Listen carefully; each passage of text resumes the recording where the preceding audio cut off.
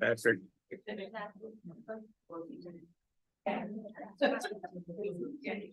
Hey, Terry. Hey, Terry. Good job coaching on Sunday.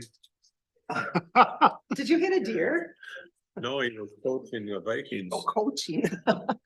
You said poaching. Ah. That in the paper. Sorry, Terry. For sneaking in.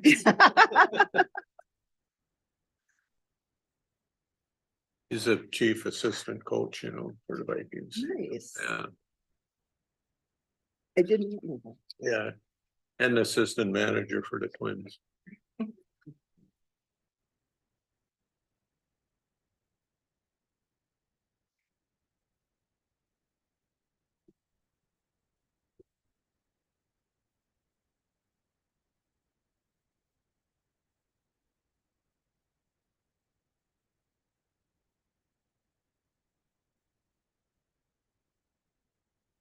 It's the last 2 minutes. It gets really quiet, you guys. We still have like 8. You can still. Oh, that clock is wrong. Oh, that clock's wrong. Okay. 2 minutes. Oh, see, normally it's the last 2 minutes. Okay, we're right. Yeah.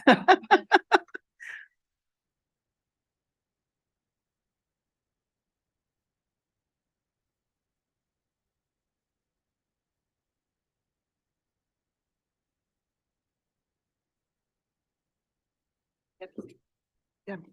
Isn't that the clock you just brought in? Yes, and it was working while I was.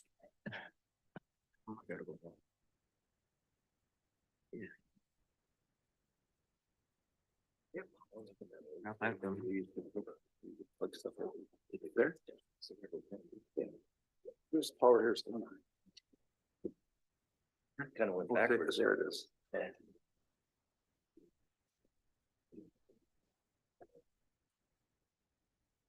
Well, you've been busy at the store. Yeah, it seems like it's picking up a little bit, hopefully. I don't know. More new faces. I don't know. I still got probably one I gotta get rid of. That's not bad. Okay, folks, it's 10 o'clock. Just a reminder, the meeting is on electronically transferred, so people can look from home or their office or wherever. And so due to that, if you have something to say, please come up to the microphone so everybody can hear. That'll be appreciated. With that, we'll call the meeting to order and we'll rise for the pledge.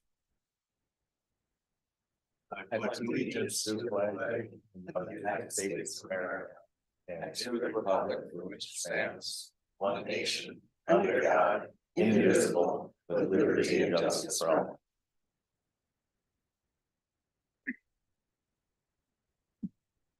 We are at public forum time, if anybody wishes to speak. I notice everybody's jumping up.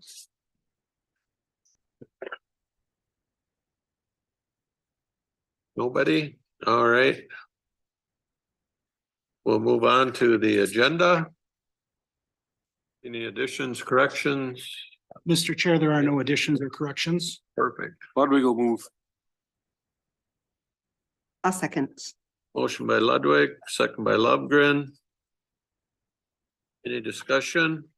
Not, all in favor, say aye. Aye. Opposed?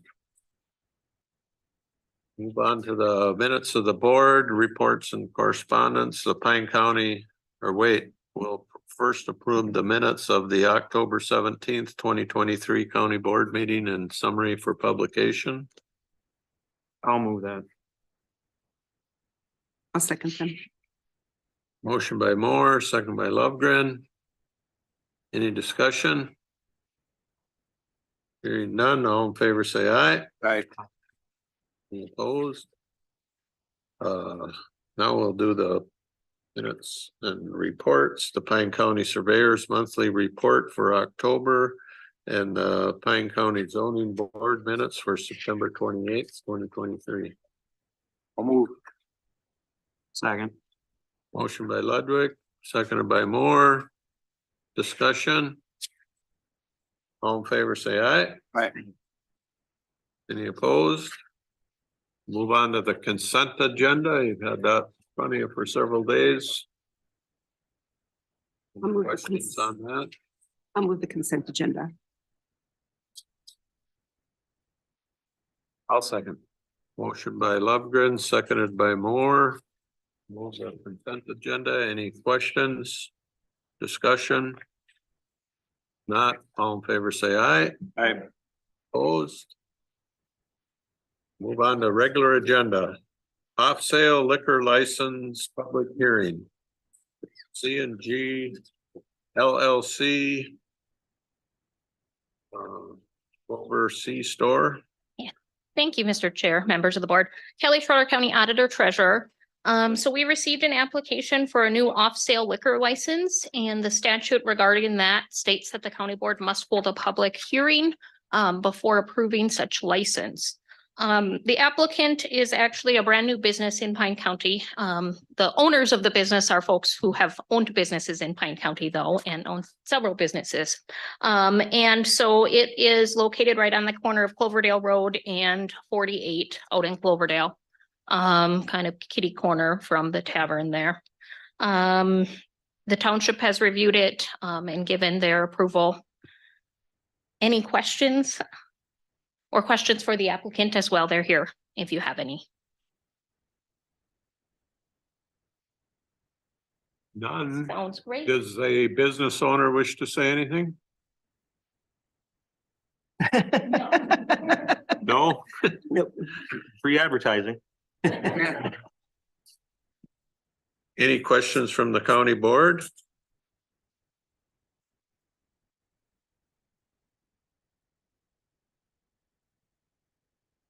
Get the right page here.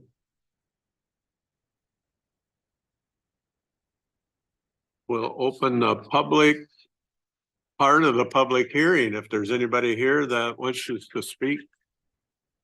Because it is a public hearing, you have the right to do so. Is there anybody online? I hear nobody, so we will close the public part of the public hearing. Turn it back to the county board for one last chance. Or say anything? Otherwise, we'll consider the approval of the off-sale liquor license. I'll make a motion for the approval of the off-site and Sunday liquor license for C&G. I'll second. Motion by Lovegren, second by Ludwig. Any discussion?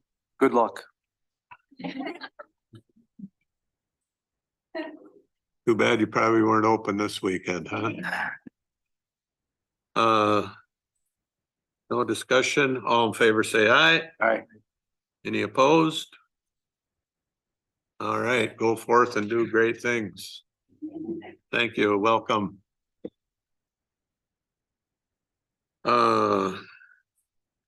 Now we have the fun part of the meeting. We've got a retirement recognition. Sherry? You want to? You have to give a speech. She gives this. I don't know. Good morning. Morning. My name is Barb Schmidt. I'm social services supervisor. And this is Sherry Flesland. And I have the pleasure today. Is this the appropriate, should I stand right here? And You're doing great, right Okay. there. I have the pleasure to thank Sherry for her amazingly 35 years of service. And excuse me, I have a few notes so I don't go off course here. Okay. I've been known to go off course. So Sherry began work here in Pine County in 1988. And if I can take you back just a few minutes, in 1988, a gallon of gas was 91 cents. The thought it cost of a Ford Taurus was $9,996. But a Logitech mouse or a mouse would have cost you $89.99, okay? But currently we're buying gas at $3.78 a gallon. And Sherry, you outlasted the Ford Taurus. I did. Yes. Because after 34 years, they retired it. But the good news, fear not, there's good news, right? You can go on Amazon and buy a Logitech mouse, wireless even, for $13.99. Okay, no problem, right? So saying all that, Sherry has been a fixture here at Pine County for a while, right? I remember the first time that I met Sherry, I was very impressed and continue to be impressed by Sherry's dedication, her knowledge, and just her passion for helping others. Every office has a go-to person, and Sherry has been our go-to person for the last 35 years. And she has done everything from case management for intellectuals with disability, child protection case or intake, and mental health case management. And for that, we thank you. We know that Sherry is looking forward to retirement because when we ask her what her plans are, she reports she has no plans and she is planning on keeping it that way. So I and all of Pine County want to wish you, Sherry, a great retirement. And we want to thank you for the last 35 years and everything you've done for Pine County and its residents. So thank you. Thank you.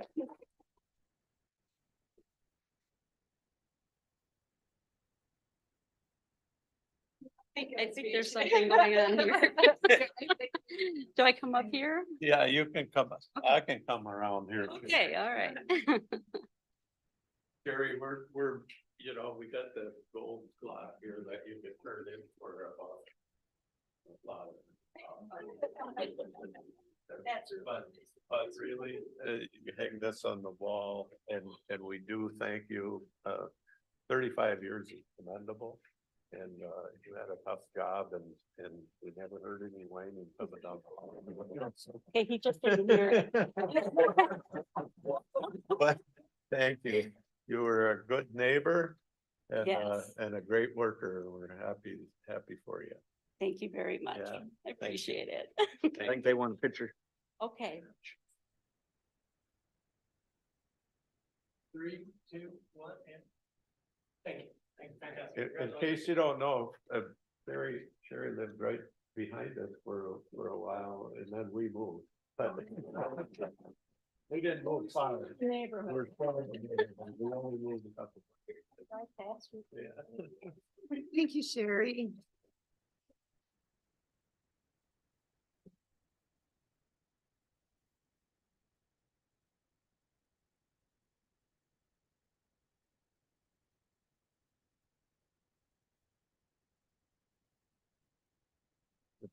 So now we got another good thing coming here. We got a report from Central Minnesota Jobs and Training. We got Barb Chafee, who's gonna lead us off, and I think she has some people with her, but anyway.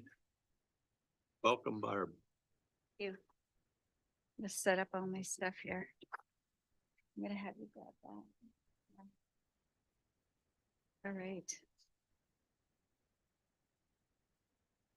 Well, good morning, Mr. Chair, members of the board and guests.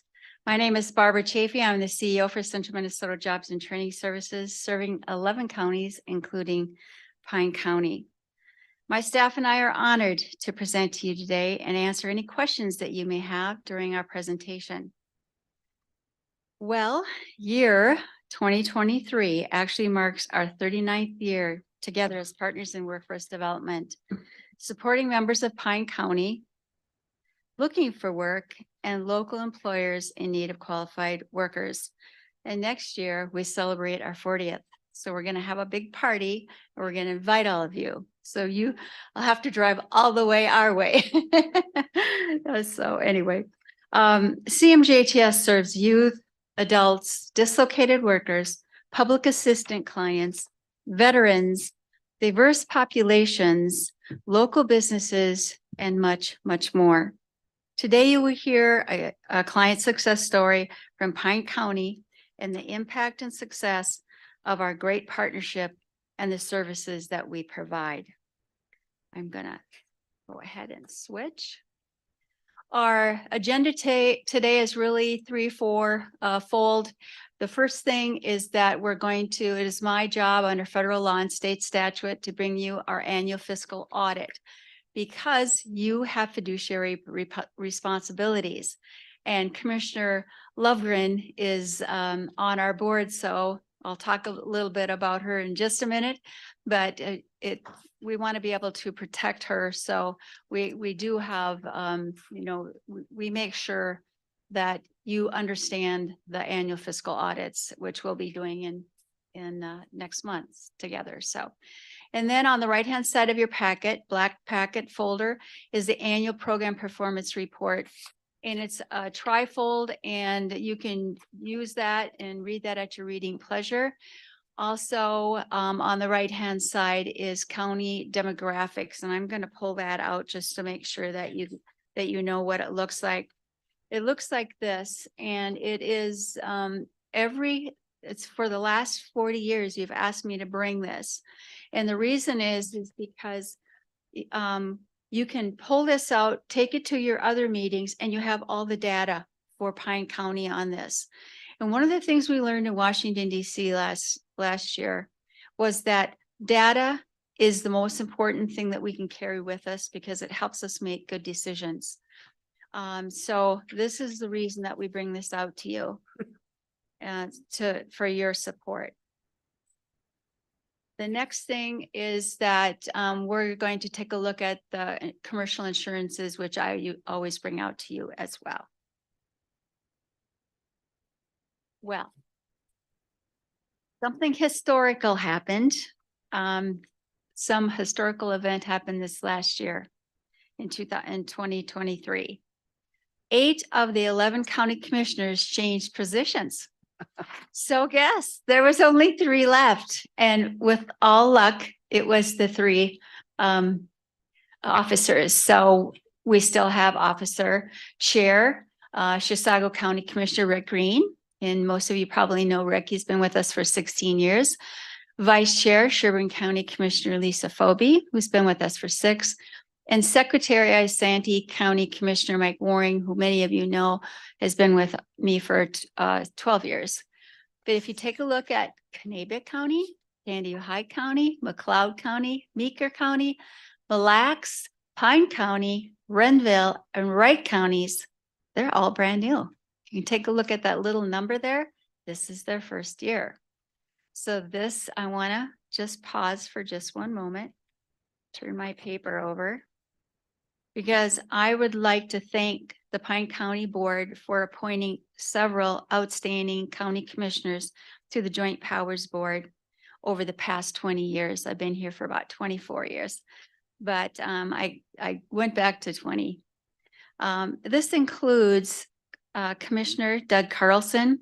I fondly I call him Dougie because he allowed me to do that. And most of you know him by Dougie too. He made me laugh at every meeting. I mean, every meeting, including when I would come up and present, he'd always come up with something. If you remember, he'd always come up with some crazy thing that he had to ask me in front of everybody. So, but then he had cancer, and even when he was ill, he was in the hospital. He signed himself out, which Becky probably already knows, and he drove all the way to the meeting. And he walked in and he still had his hospital band on his arm because he had to go back. He just signed himself out for the day. That was Dougie for sure. But it was really unique because as soon as he walked in the door, he'd say, "Okay, I'm ready, let's go." And I think the reason that he actually came, he didn't want to miss the chicken that we had. We always had chicken and mashed potatoes, and he couldn't stay away from the chicken. So that's why he said he had to be there on time. Mm-hmm. The next is Commissioner Steve Holland. And Commissioner, you were the alternate for Dougie for a while, but then you took over when he passed. And you did an amazing job. And I know that you left this year, but who did you assign? You assigned Commissioner Terry Lovegren, who started actually in March.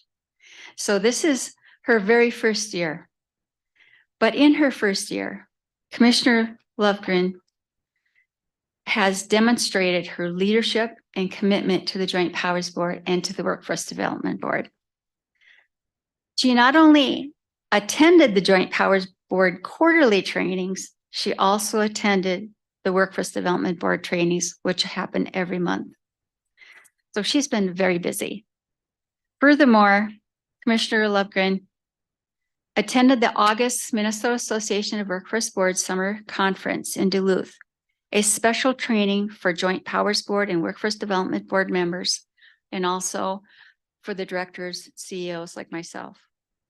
Commissioner Lovegren, attending all these important trainings demonstrates your commitment to excellence. I personally want to thank you because I don't remember any other brand new commissioner ever even coming up and doing those extra trainings. So thank you. You done an amazing job, and thank you for your support. I also want to thank this county for sending us a special thanks for sending us Becky Laurie. Becky, where are you? Because she's been on our Workforce Development Board for a long time, but she comes from here. She's probably the only person on a board that shows up at these meetings. And I want to thank you personally because you are absolutely amazing. And if anybody can keep me laughing, Becky can too. So yes, you sure can, but you got to come up here. Doug Carlson nominated me to serve on the board. Oh, He said, yes, he did. she's my nemesis, but I love her. And at the very We end, say some hospital together. You guys know that's. Yeah. well, when we get to the end, I'm going to have Becky come and tell you about the gun. So please remember the gun that you did. Oh, I'll tell you about it in just a second because we can't go without. I know. The one, I will whisper in your ear, but it's hilarious. I couldn't go and leave today without that. So, all right. So next, so congrats for being on our team. Well, when you have all those brand new members, you got to do some training. So I put together some things. Of course, Commissioner, you don't know, but this was the easy training. Wait till I get to the hard stuff. But one of the things that we looked at was the local duties of under the Workforce Innovations and Opportunity Act. And if you go into my office, you're going to see that the law is about this thick. But if you look at the NPRM, the Notice of Proposed Rulemaking, it's about this thick. So I didn't want to overwhelm them with all that. So I tried to keep, on the stuff that they needed to know right away. We also talked about the roles of the chief elected officials. We're going to be learning more about the Joint Powers Board Agreement, which will be in March. And then we also talked about the composition of the boards. So one county commissioner is appointed by each of the 11 counties. And they can have an alternate, which I talked to you about just a second ago with Steve. But they're the only board, because they have the power, they're the only board that can have an alternate. All the other boards are placed on there. Those individuals are placed on there by the Joint Powers Board. And they're the only one that can take them off, put them on the board, and they're the only one that could take them off. That's how much power they have. The Joint Powers Board meets March, June, September, and December on a quarterly basis. But if you become a chair, vice chair, or secretary, then you automatically are an officer on their Workforce Development Board, which means you have to go to the quarterly meetings and just what you've been doing, Commissioner. And then you also are on the board, which meets on a monthly basis, except for August, which we go up north. And then one of the things I thought I better do was put in some fun. So I did put in some history of the workforce development. And I think that Commissioner Lovegren will tell you that that's the part she liked the best because I put some pretty hilarious, it was pretty funny, some of the stuff. What I didn't do was give you the most funny one today because I didn't want to get off chart. So anyway, the other thing is that my staff would absolutely welcome the opportunity to attend a county commissioner's scheduled work group. So if you ever have a work group, we have wonderful, wonderful partners here in public assistance. We would love to get together with them and talk and show you all of our programs and services, because we have like 90 some grants, and you really need to know what we do so that we can do a better job here right in Pine County. Well, here's the question. One of the questions that I would ask in this meeting: what workplace development program was established in 1933 and still exists today? And we have one person on our board who actually knew this, because she happens to be a Wagner Pizer in Wagner Pizer Job Service. Job Service in Wagner Pizer, the same thing in Minnesota. And it was in 1933, it was Franklin D. Roosevelt that actually put that into place. So that's the fun one too. So I put that one on. If you look at the left, you're going to see our map. I want to just, for those of you that don't exactly know, I'm the director over the 11 county area. It's kind of it's a greenish gray, and it wraps around the blue area, which is the metro area. So, and you can see where it says LWDA5, we're local workforce development area 5. And we're also region 3, and because the federal government decided that we should also have a region. So we are married with Stearns and Benton. So that's why we have 13 counties, and we have an extra board because of that. If you look on the right-hand side, you're going to see all of our areas, and most of our areas are up here and up north. We have Cambridge, we have Hutchinson, which is in Ridgewater College. We have Monticello, which is our comprehensive center. It's our corporate office. That's where I drove up from today. And then the Career Force affiliate centers are Litchfield, Malacca, Mora, North Branch, which I just ran through, Pine City, Wilmer, which is also in the college, and then a couple of specialized centers, Olivia and Sandstone. This is the annual report on your right-hand side. Some of you have already started looking at it. These are my executive team, some corporate team members, and Christina will be talking to you in just a moment, and so will Diana. And then the annual fiscal audit, here to let you know what that looks like. In December of each year, the Joint Powers Board reviews the annual fiscal audit with fiscal auditors Clifton, Larson, and Allen, which are the top 5 in the nation.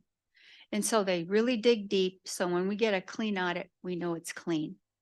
So what do they review? They select the federal and state funded programs. This year, the year that you're going to see are federal. Next year, you're going to see some state public assistance programs. They look at our designated case files. They look at our internal controls manual, which is really stellar. And anytime we have something new, we make sure that it's in there. On the cost categories, the budgets, et cetera. And then they evaluate all fiscal processes, including our vendors. So if our vendor list is outdated, we can get some questions on that, which we don't want to do. And that's a lot of work. So what I'm going to do is on your left-hand side of your packet, you're going to see the annual fiscal audit. Because I can't read that from here, I'm doing my sheet, and I'm going to bring out this sheet so that I can actually go through it with you, because this is important for you to know. If you look on the left-hand side and it looks like this, it should be on the left-hand side of your packet. So it's big, so you could pull it out, So on your left-hand side of your packet, you're going to kind of see it in the back of this and in the back of that. So it'll be right there. So to the left, it'll say on top, it'll say section 1 summary of auditor's results. On the left-hand side, it'll say financial statements. So the first thing is that what type of audit is it? It's an unmodified, and an unmodified report means that the auditor expresses that the financial statements are represented fairly and in all respects. So the internal controls, there was no material weaknesses identified. There was no significant deficiencies identified. And you want to have no's on the right-hand side over here. No compliance materials to the final statements were noted. And then you go down, it says federal awards. The internal controls over major programs, and it says there's no material weaknesses were identified. No significant deficiencies were identified. And again, what type of report was this? It was unmodified. And any audit findings, were there any audit findings disclosed that are required to be reported in accordance with 2 CFR 200.516? And the answer is no. Then you get down a little bit further, it says then identification of the major programs. The name of the federal programs or cluster was the WIOA cluster, which is Workforce Innovations and Opportunity Act cluster. Whenever you hear WIOA, it is federal. So that's what we did. And then you have to, if you're over 750,000 and we're anywhere sometimes between 8 million and, when there's a recession, we're up to 15 million. We have to have this audit and bring it to you. So did CMJTS qualify as a low risk auditee? This is the only place you want a yes, and it is yes. Yay. So that is 15 years of clean audits. We're hoping we'll have another one this year. So exciting times, but thank goodness. It's not easy to, when you're a nonprofit to have clean audits. The commercial insurances, and that is also behind on the left-hand side, if you pull it out, because I can't read the little tiny print. So I always make it a little bit bigger for you as well. If you go down 1, 2, 3, 4 blue lines, or go up 4 blue lines, you're going to see something that says policy type management liability. Our insurance carriers are a Carolina Casualty Insurance comp coverages. And if you look here, it says directors and officers liability. It is $2 million. This is what protects Commissioner Lovegren. This is what protected Commissioner Hallen. This is important because if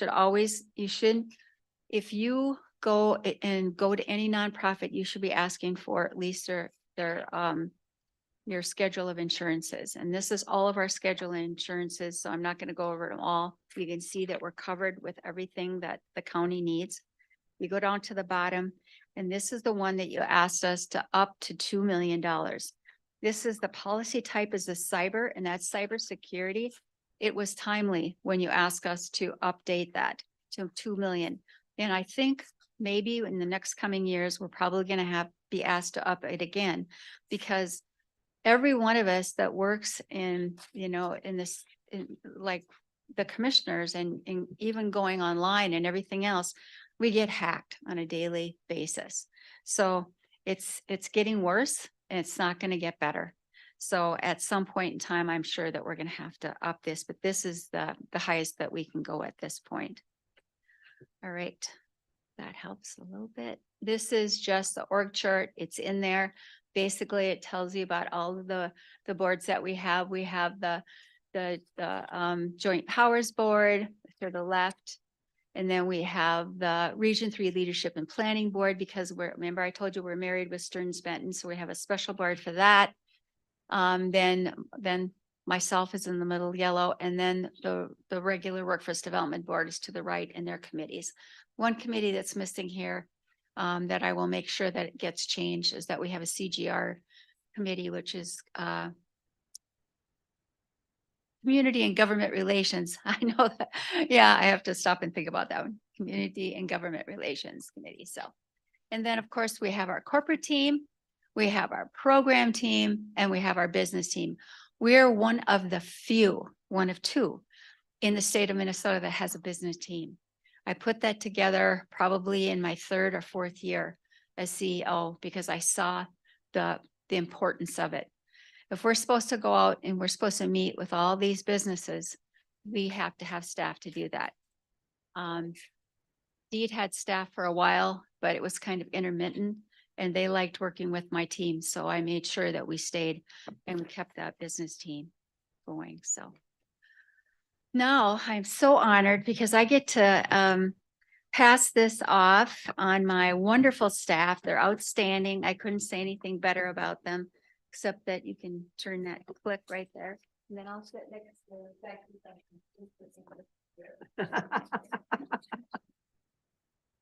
Well, good morning. I'm Diana Ristomaki, the Youth Program Manager with CMJTS, and I also kind of oversee some of those north offices. So I get the privilege today to introduce our staff, Kimberly, who works out of the Sandstone office, and she is going to talk to you about our success story. But also just want to say thank you to Commissioner Lepler. She came out to our Operation Exploration camps this summer and spent half a day with our youth there. And that has been one of the first board members that have attended some of our youth events. So the kids absolutely loved it. And so just personally want to thank you for that again. All right, Kimberly, you're up. Thank you for letting me. That was a fun day. Yeah, thank you. Hi, my name is Kimberly Nordberg, and I'm an employment specialist here with CMJTS in Pine County, and I am located out of Sandstone. And I am really happy to present a success story for a client that I've been working with for about 2 years. Her name is Megan, and she was not able to be here today because of scheduling conflict. So I am more than happy to present on her behalf and share her story with all of you. So Megan came to me a couple of years ago, and she's a single mom with 2 young children, and pictures up there, they really like to travel. So she sent me some of those pictures, which is really good to see. She came to me and said, you know, I'm not just looking for a job, just employment, but I'm really looking for a career. Being a single mom, she said, you know, I want to be more independent. And I want to be able to financially support my kids. So she said, I have some ideas. I've had some experience working in healthcare. And she said, I'd like to kind of explore that and see where that can kind of take me. So at that time, she did enroll down in the cities at Anoka Ramsey Community College. And at there, she received her home health aide and CNA license. She found a job really quickly and very close to home. She no longer had to travel down to the cities, which she was doing several days a week from Sandstone down to Anoka. She found a job and she worked there for quite some time. She came back to me and said, you know, I'm kind of looking for something a little bit more in the healthcare field. She goes, I absolutely love my job. I love what I do. That's the career I want.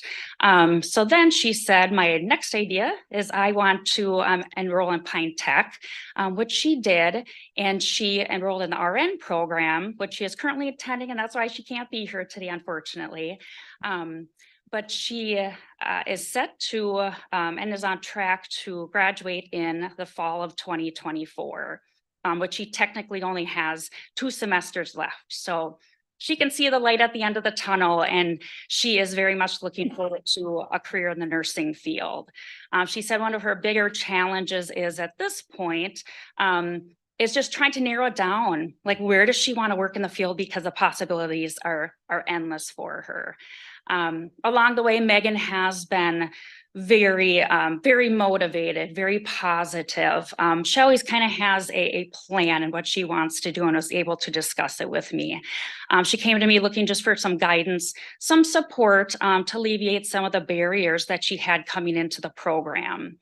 Some of those barriers were, how do I afford this? How do I get down to college? How do I pay for things that I need for college? So we have support funds that we use to help clients in those situations. And so we were able to provide her with a laptop. She was traveling back and forth down to Pine City from Sandstone numerous times a week just to use the computers down there. And she has 2 young children, so at times she just could not go down there. Or other times it was weather, because you know we have that great weather here in Minnesota, which prevented her from going down some days. And so we were able to give her a laptop so she could work from home as much as possible or when she needed to. We also provided her with some work items such as scrubs for work as well. And then also paid for some car insurance, and those just kind of alleviated some of those barriers that she had coming into the program, and for her not to have to worry about those stressors or added stressors. So we are very happy to be able to provide her with those support funds. Megan's future plans. She would like to travel more. I know she told me that. She sent me some pictures. Her kids and her like to do hiking and like to go that I can't remember where she's at, but she said they do a lot of hiking, a lot of camping, a lot of fishing. She said her ultimate goal is to become an RN, determine which field she wants to get into with that. And then ultimately buy a house for her and her kids so they have a place that they call home. Right now they are renting and with family members. So she said she just wants to gain that independence and move on and be able to do that for herself. For me, I've been so happy to see her accomplishments. She has done so well in the progress that she has made and just her continued determination just to keep moving forward. And reaching out to me when she needs some guidance. It might just be verbally just kind of talking to her because from what I understand, the nursing program is it's very difficult, it's very demanding. And so whatever I can do to assist her and alleviate some of that, just talking her through some of it sometimes is important to her, she said. It's been just very rewarding to see her continue to pursue these goals, and she has goals beyond just the nursing degree too. I'm just very proud of her and excited to see what she has in store for the future and ultimately what she picks for the healthcare field. So it's been wonderful, and I do thank you for allowing me to share the success story with you, and just it's great to see her progress. She's done wonderful. So thank you. Thank you.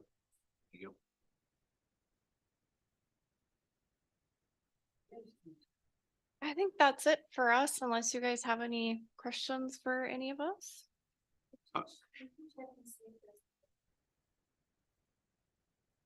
I don't know how to work this. How many students did you have in the summer? Well, we had 6 camps across our 11 counties, and so the Pine County one that we held, we had 12.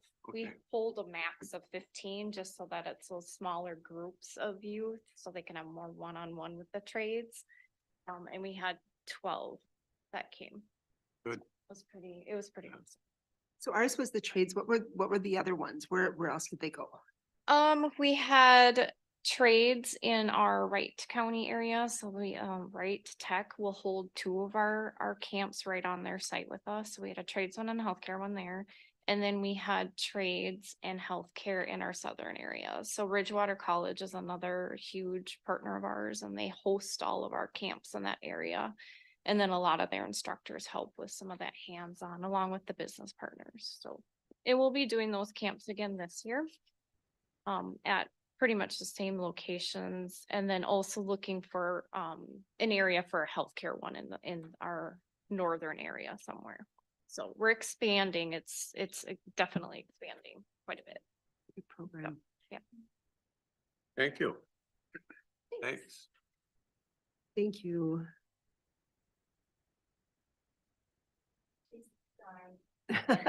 Yeah, right. You don't have enough time. We'll get it out of her sooner or later. I'm looking at the clock and it still says it's only 10 to 10.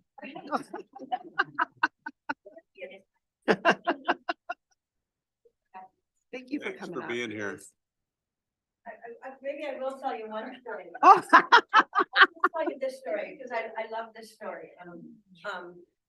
So I, like I said, Doug Carlson nominated me to serve on the board, and my title was business owner, but I was a former legislator, and I went to the first meetings, and on Legislators Day, I saw all the legislators just campaigning, you know? And I remembered that when I was in office, I didn't really know what the workforce development boards did, because we came to the meetings and campaigned, you know? I mean, we're like that. I'm sorry. But so then after a couple meetings, I said, you guys, I just think, you know, when I was in office, I didn't really know what you did. I don't think we should listen to them anymore. I think that what we need to do is present the successful programs so they see the value that we have in our community. And we've been doing that ever since. Okay, that's it. That's better than a gun story. Thank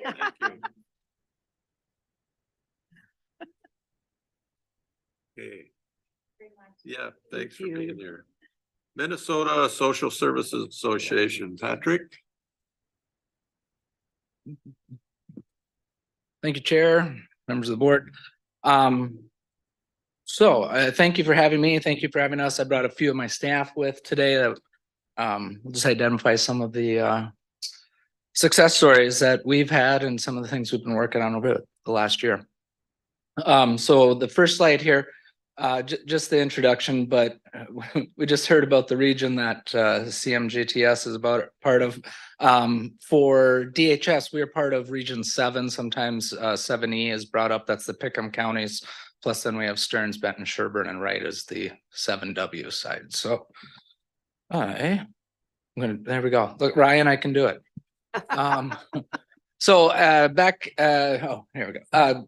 What we're going to go through today, I just want to talk a little bit about what is MSSA. We held an annual regional conference in September. Really want to highlight the award winners from that conference, and then talk a little bit about Pine County representation with MSSA and what we've been doing in partnership with them. So first with what is MSSA? My apologies, Ryan.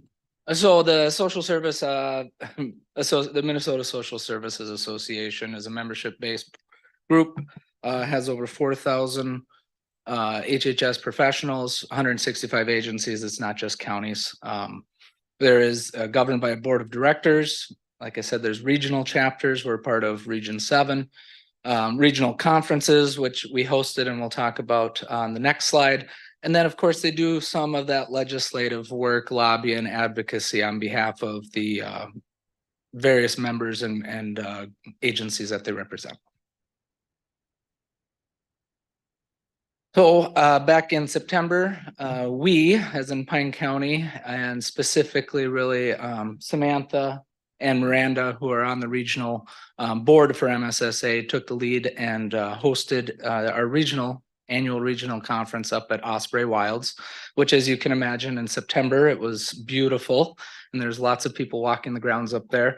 We had nearly 80 attendees, 3 speakers that came and talked and did some training. And of course, what is great for my staff with social workers and nurses having those 5 CEUs available.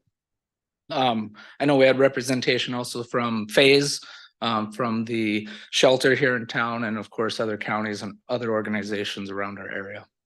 And then during lunch, we had the annual awards.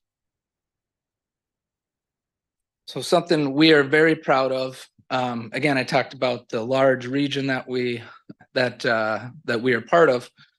All 4 of the award winners were nominated by Pine County staff, and they all touch Pine County residents on a daily basis. And you can see up there, we had the Outstanding Adult Foster Care Award to Matt and Dana. One of my former staff was very proud of this. Betty Kozlowski was the Outstanding Retiree. We had Outstanding Child Foster Care with the Fredericks. And then Heather Wright, who is the owner of North Star Community Services, was the Outstanding Community Collaborator or Community Collaboration Award. And although they are headquartered up in Cloquet, they have an office right around the corner from Maxwell's. They're facing the garage. So they have a satellite office here in Pine County. They operate 3 foster homes and do some other in-home services. So, again, we're talking, there's nominees from all over the area, St. Cloud, we think Wright County, and the possibilities, and just how proud, of my staff, of the other staff that made nominations, took their time out of the day to highlight the good work that's going on here in the county. Should be something that we're all proud of.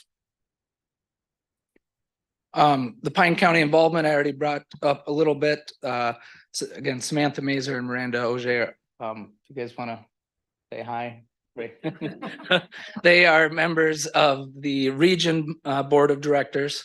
Andrea Anderson was formerly on the region board of directors, but now she's on the state board of directors for MSSA and represents Pine County very well there. And I would say one of the needed aspects is bringing that rural perspective. I'm sure you guys have seen sometimes those boards and groups can get front loaded by the metro. So it's really nice to have a strong voice, someone who's been doing this work for a long time to to represent Pine County and the rural areas down there in our interests. So last year, even though it says the 23 legislative cycle, about a year ago, Samantha, Andrea, and I put together a policy proposal for MSSA that was ended up being titled, those fun titles they get at the legislature, Invest in Rural Transportation Options to Support Client Care. But really at the heart of the matter is our individuals that need non-emergency medical transportation. Think of our seniors, think of individuals with disabilities that don't have family that need to get to the doctor, need to get to dialysis, need to get their prescriptions. The rates that Medicaid is paying are not, the providers are not taking them. And we knew that because of the individuals that are on Medicaid, but they are getting their insurance through a health plan like Blue Cross Blue Shield or UCare in the county, we're paying nearly double the rates. So those individuals, if they were lucky enough to have insurance through the health plan, for the most part could get rides to their appointments. We had some stories where people were being left in Duluth and not getting a ride back down to Hinckley. Like that's how dire the situation was, that we could not find rides for people to go get their prescriptions. And, it's not, I mean, to me, it's dehumanizing. And then it's not something that my staff wanted to stand for. So we took our time and wrote this policy proposal. MSSA sponsored it, took it to the legislature. I had a meeting with Senator Abler, and that was set up by MSSA, their executive director and their lobbyists were part of that meeting too. And in the end, the results we got was a 10% increase to that rate for the providers to provide the transportation. Is it going to move the needle? I don't know. I don't believe it will. We were Senator Abler and MSSA, and our proposal was closer to about an 80% increase. I mean, it hasn't been updated in a long time, and Barb talked about how gas has increased. We talked about wages increase. Providers need to get paid, and the other side of that too is that providers don't get paid unless the individual's in their car. So there's a lot of deadhead miles that are hard to provide. MSSA did reach out to Andrea September, and they want to keep fighting on this one. So they have made it another priority. I wrote this slide before we heard, but they're going to make it another priority this year and try to get another increase because we need individuals that don't have the resources, the family to be able to get to those appointments. My unit, we do a lot on the preventative side because it saves money, it saves lives. It keeps people in the community longer. And we just need to keep pushing that. I think at the HHS committee meeting later this year, we might talk about that too and ask for some partnership on the advocacy side there. So with that, if you guys have any questions, comments, feel free, but otherwise just want to come down and a little bit, again, the success of having a great fall conference hosted up in Sandstone. And then the legislative work that we've been doing over the last year plus, just really excited about that. And again, this is outside of those, this is not other duties as assigned. This is staff that want to get involved and want to make, take that extra effort to make the lives better for our residents here. So I just want to highlight that and thank you guys for letting us, do that. And thank you for having us. So.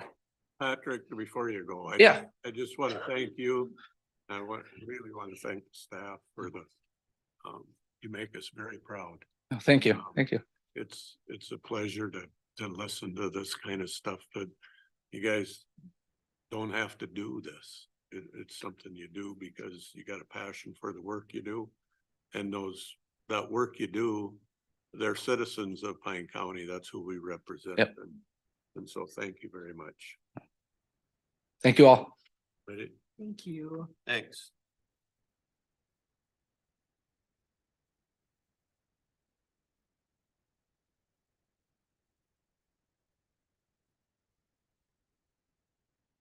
Leslie, are you going to do the statewide affordable housing aid? All right. I know the clicker works, so let's see if I can make it work. There you go. Good morning. I'm Leslie Sauter, your Economic Development Coordinator. I'm here to talk to you guys about statewide affordable housing aid program, give you some kind of 10,000 foot perspective on it, and then have an ask in front of you, which we'll talk about when I get to the end of this. So the statewide affordable housing aid was a part of the omnibus tax bill this last year. And it started immediately. So the counties got about 15.3 million. Cities are getting about 14.5 million, and tribal governments will get a little under 3 million. And this is an appropriation we'll get in 2023 and 2024, and it is in the law right now to continue thereafter into 2025. At about 45% of what their original allocation was. Smaller cities, like every single city in our county, have to apply for these funds in a competitive grant round. So the county gets it because they're the county, and all the counties get their allocation based on demographics and data. So we're getting the money. It's in the law. It's coming our way. What can we do with it is kind of the big question. Basically, you can use it to develop and preserve affordable housing. That's kind of like the generalized statement, but the goal should be to keep families from losing their housing and help those that are experiencing homelessness find housing. So you could fund emergency rental assistance. You could do financial support to nonprofit affordable housing providers like Lakes and Pines. They typically do that. But you can also fund projects that construct, acquire, rehabilitate, demolish, remove, and finance housing, as long as that housing ends up in the hands of people within a certain income limit, which is 80 to 115% of your area median income. Very plainly, that is like your working class. You just have to make sure that the housing then is affordable in those ranges, and another allocation could be housing strictly developed or rehabilitated that is affordable to your local workforce. So obviously in some communities, the 80 to 115% isn't their workforce housing necessarily. Maybe their workforce has an average age that's above that, or average wage that's above that. Then as long as it's for a workforce and you can identify that need, you can fund it. So they tried to make it very flexible to address your local need for housing. How much are we getting? So in December, we will get 110,000, roughly 110, 119. And then this coming July in 2024, another 55,000. And then December of next year, another 55,000. So in the next basically 12 months, we're going to get a little over 220,000. And then estimated about $55,000 annually. So we sat in, I sat in a presentation that the League of Minnesota Cities did with the Association of Minnesota Counties. And that was like an hour-long presentation that I gave you in about 4 slides. So they talked a lot about, they had the legislators there that wrote the law, and they talked about how they wanted to give absolute flexibility to the local units of government.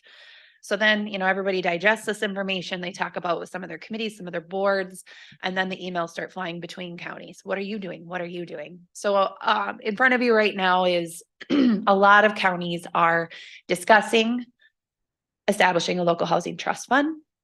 Some of them that already have them are shifting the money into the one that they already have, which in order to do that, you have to establish it by ordinance. Other counties that have like development corporations or entities that develop housing. I'm thinking up in Hubbard County, they have an entity that does all of their housing development projects, kind of like RH or EDA, but a little bit different. They're providing some gap financing, so some projects that they already had in the pipeline.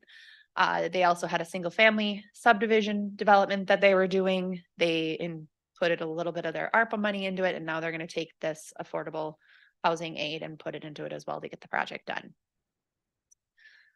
And others are hiring consultants with it to help get some projects off the ground.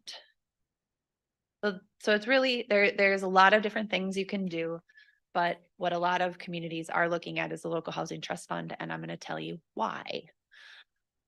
So I alluded to that a local housing trust fund has to be established by an official action through an ordinance.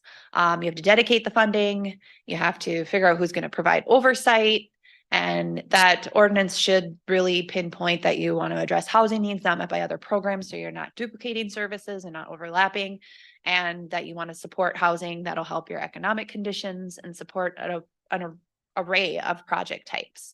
So you don't want to be so narrow-minded that you only do one type of project, but you want to be able to do them all so that you can pivot and respond to your community's needs as they grow, they ebb and flow. it really should be informed by data, like your housing assessments, wait lists, homelessness rates, conversations with employers, you know, understanding really what the housing needs are. It shouldn't just be like, well, I think this sounds like a great idea. You really should make it based on the data that exists. And why this is such a good fit is I think the legislators, I mean, I can't speak for them, but it seems very deliberate that the statewide affordable housing aid and the local housing trust funds have very almost identical uses that are eligible. So you can develop rental housing, supportive housing, you can encourage ownership, you can help with assisted and congregate housing like the senior living that you see across the road, you can do grants, you can do loans and loan guarantees. It's extremely flexible, even when it's a local housing trust fund. The trust fund just protects the funds strictly for housing. So they're not just sitting in a general fund that, oops, now we're going to use for something else. It dedicates it to housing. So the good news is there's money coming in, there's ways to dedicate the funding. And over the last 5 to 10 years, Pine County's done a lot of work looking at housing issues. So we have a strategic housing action plan that was developed by the Community and Economic Development Associates back in 2018. And that does, you know, feel kind of far away, but you know, I keep that plan pretty handy and start checking things off as they get done. So that plan talked about our existing housing market conditions, what programs currently exist in Pine County. It identified what gaps exist and what elements within the communities that would support housing. It also gave us kind of a smorgasbord or a menu to choose from of solutions and concepts that they've seen across the state in similar rural communities that can help build a healthier housing market. So we do have some data. We do have a report. We're not having to start from scratch like some other communities have. In the report, they note that economic development is the key to creating a demand for housing. So back in 2018, we were in kind of maybe, you know, there still was a demand for housing. But in the last 5 years, I think that demand has increased as they projected that it would. But they had given us just a few pointers that, you know, if we actively promote tourism in the county, if we promote entrepreneurship and small business development and start recruiting industries outside of what we already have, that we might start driving a need for different types of housing. And also that will attract developers to the community that will help develop the housing. They also suggested, which we definitely did, partner with Pine Tech, but Pine Tech has created a small house housing construction program. They do have that in the business incubator. So I think studies like this, assessments like this do help feed into those programs because they are paying attention. So we are working actively on a lot of these things.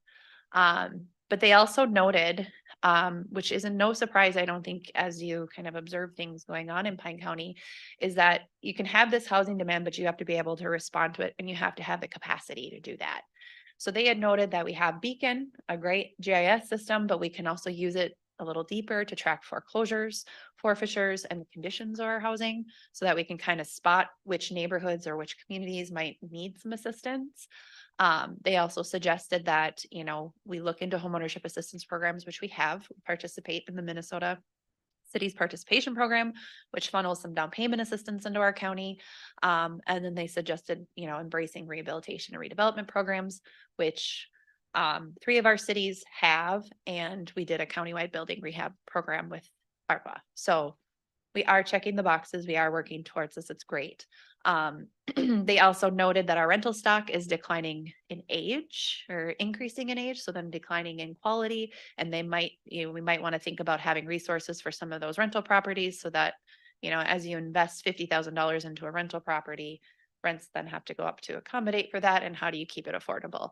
Sometimes there are grants or low interest loans that can help make that a little bit more affordable. And then in that report, they also interviewed all of our communities or some of our larger communities and just like what's on your horizon for housing projects. And the 3 noted up there, the Rock and Sandstone, Fond Meadows and Pine City, and Hinckley was actively working with Mille Lacs Corporate Ventures on the Lady Luck Estates and the additional development that'll be going in over there.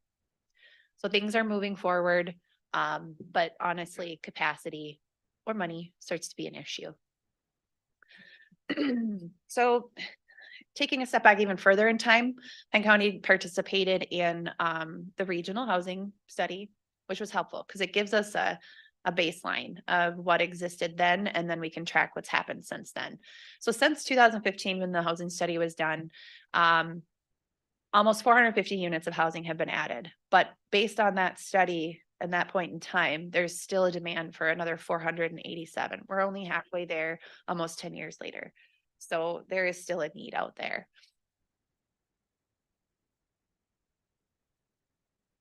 And kind of like I kind of dumped a ton of information in front of you. My apologies. But what does it all mean? Like if you want to attract new industries to our community, there has to be housing available for them. So that pent up demand from 2015 has sort of been worked on. We've gotten halfway there, but it still exists, and it's probably worse today than it was then, even though we've added 450 units. Give or take probably a dozen there too, because there's some that we don't count where they don't have building permit data. The rising costs of materials and an aging population staying in their home longer causes implications.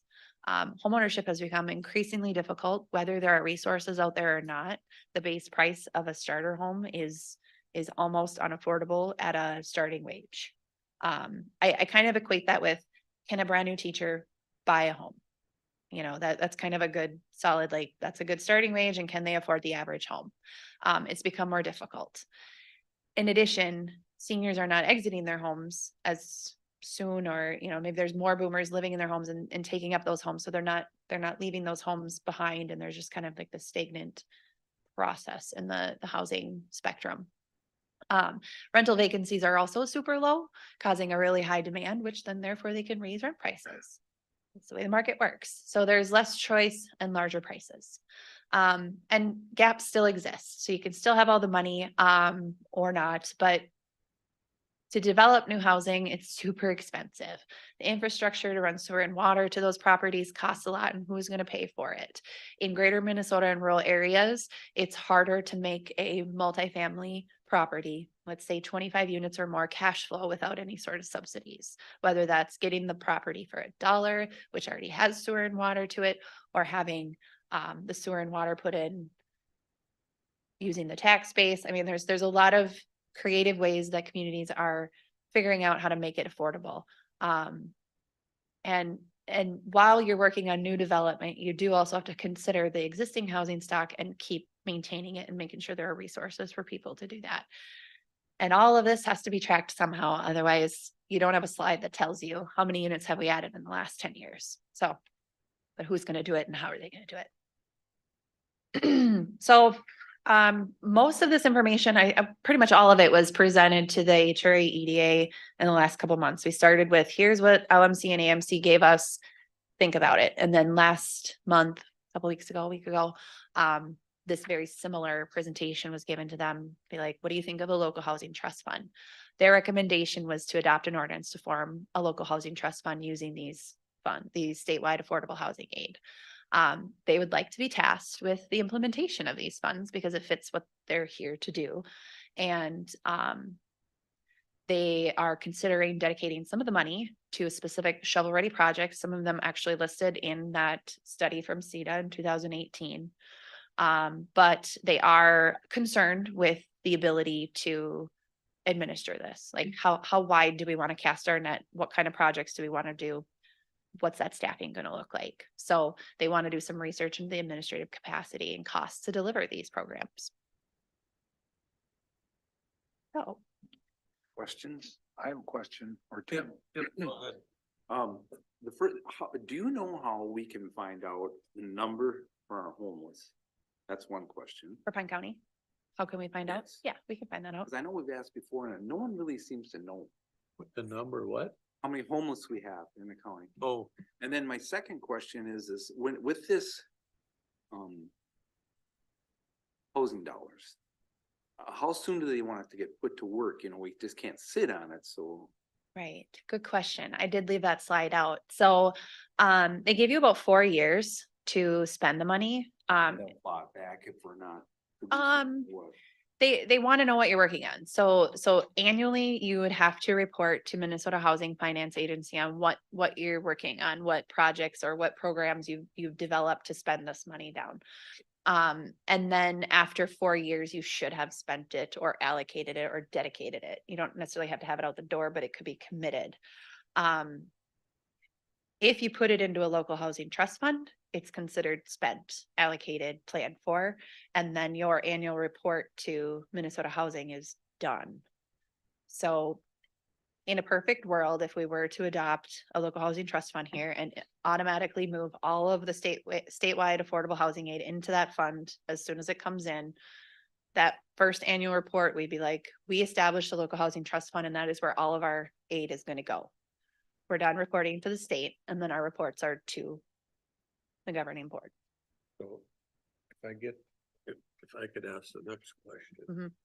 Mhm. If I understand this right, that you presented us to the HRA and it seems to me that's where the trust fund, I don't know if I'm saying this right, but the administrator of that trust fund would be our HRA. Is that? That's I'm what we're understanding? presenting. Yes, Yeah. it makes most sense. That makes most sense. to me. Mhm. And then the expenditure of those funds, that when they get put in the trust fund, that would be the decision of the HRA board Yes. to say, here's a housing unit of 25 units. They need $50,000 to make this thing work for them. And we recommend we do that. Does it preclude somebody like Habitat for Humanity, which I know only build one house at a time? Right. But if they had some startup cash just to do something in Pine County, they could build one house and then that house gets paid back to Habitat and then it kind of becomes their own revolving Yeah. loan fund. So are you talking like, would the local housing trust fund be able to make a grant or a loan to Habitat for Humanity That's what I to meant. do like some interim Yep. gap financing for Yep. the construction? I believe so, Okay. yes. And then, yeah, if you delegate the authority to that board, the HRA EDA would determine like, what do we want that to be? Do we want Right. it to be a grant? Do we want it to be a grant, part loan? Right, Because not talking about a lot of money either. right. But I think, it becomes a way to finance some housing locally that we might not have been able to do. And what does that look like? So, You'll probably end up with a list. Yeah, I'm Waiting sure, list. I'm sure the list will be longer than the money. Yeah. But, would be nice. yeah, Thank you. Yeah. thanks, Leslie. So I guess my ask is that, you consider scheduling a public hearing. We picked a good date that we thought would work of February 6th, if that works for you guys. That would be the next step of. I will make that motion to set the public hearing February 6th, 2024. Second that. Motion made and seconded to set a public hearing for February 6th, 2024 to consider, And that's assigning the HRA EDA to him. Yeah, correct, Mr. Chair, members of the board. So the draft ordinance as it was included in your packet makes that assignment. yes.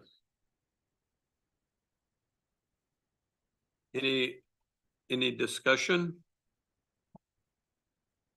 Oh, we need a second to that. I did. Carried it. Okay. Any discussion?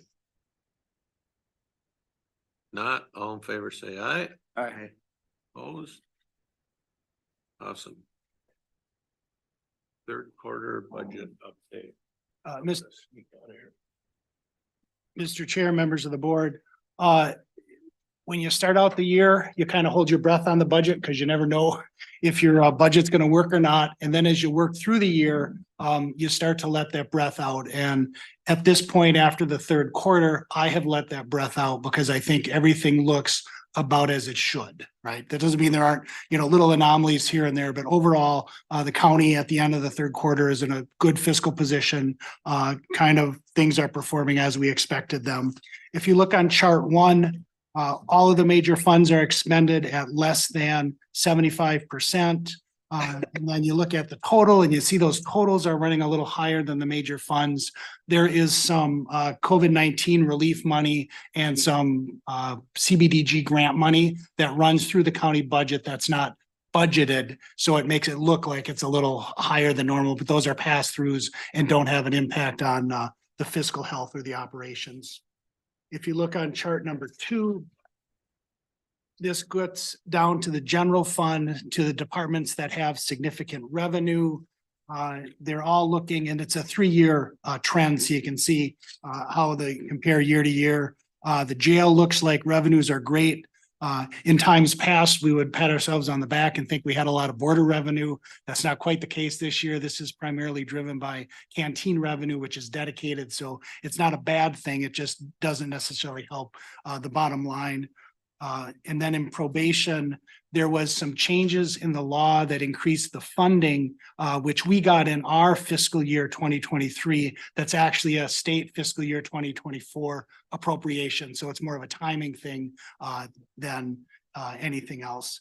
And then just if you look at the very right side of that graph on the total general fund, you'll see a really nice 3-year trend that our revenues have been ticking up a little bit at this point of the year as a percentage of the budget, which is a positive note. The next chart number 3 or 3A, just looks at those general fund departments on the expenditure side. And recorder, we talk about a lot because they have recorder and technology fund. That spike is the spending of planned spending of reserves for the tax and CAMA. And then in the planning and zoning, it looks like it's running a little bit high.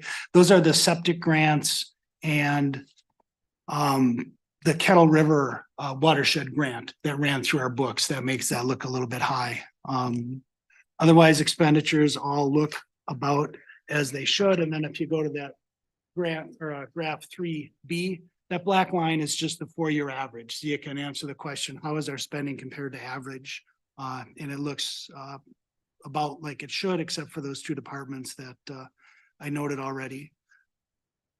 And then on chart 4, just one over the world on health and human services by their major divisions, income maintenance, social services, and public health, and then overall.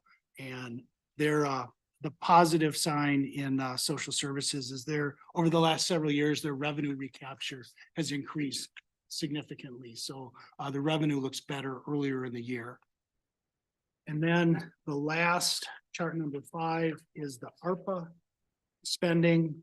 And in that column on the right, you'll see that there are some bolded numbers.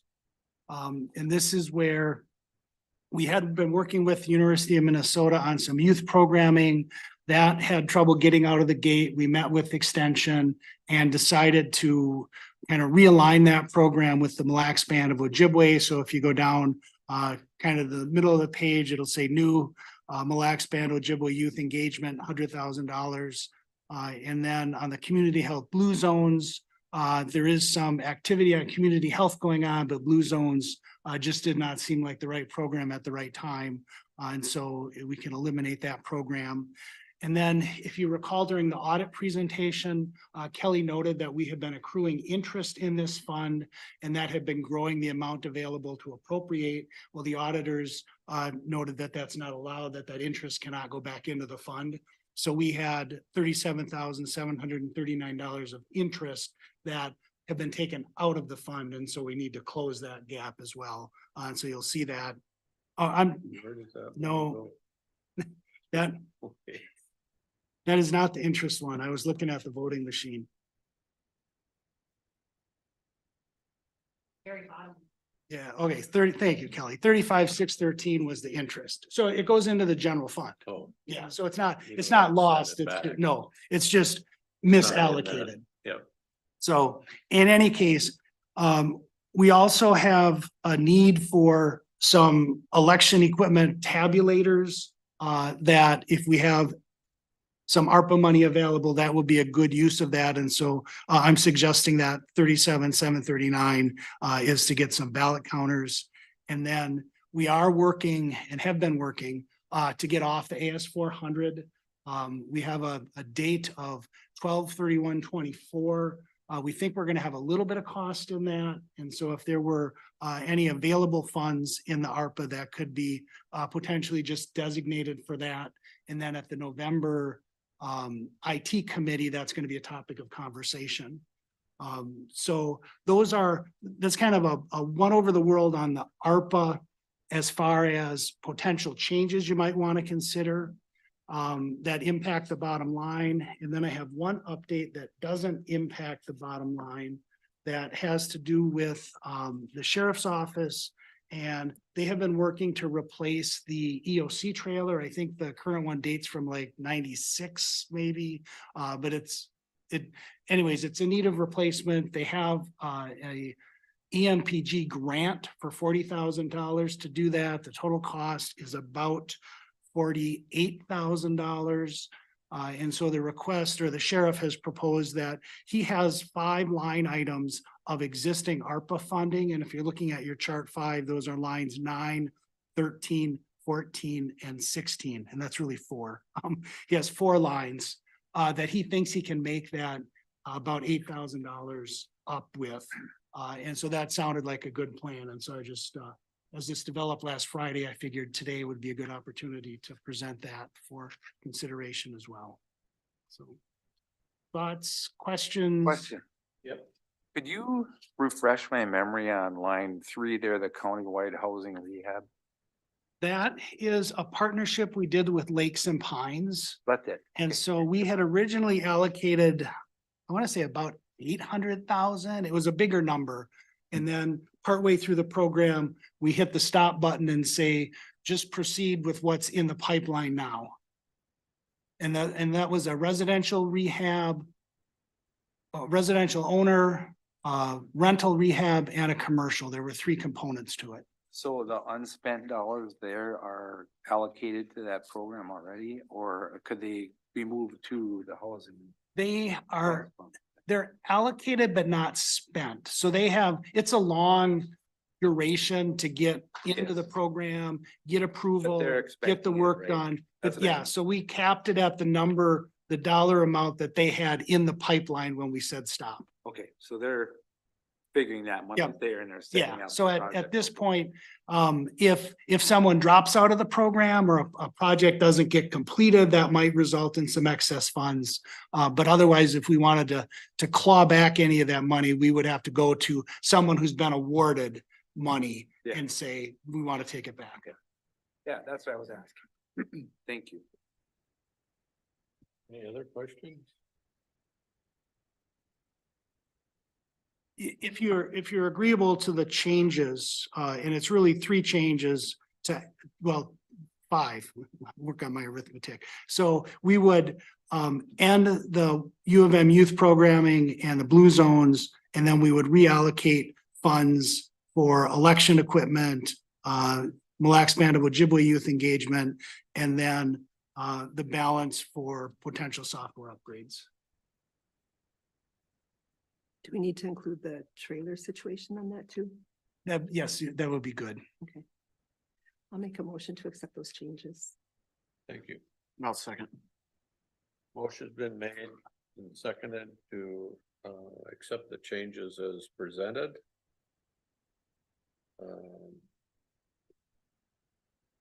Any questions? What's the youth engagement program?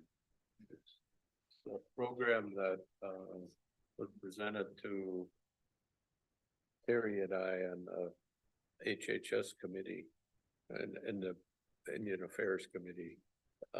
They have a youth program called Angie. Is the Angie?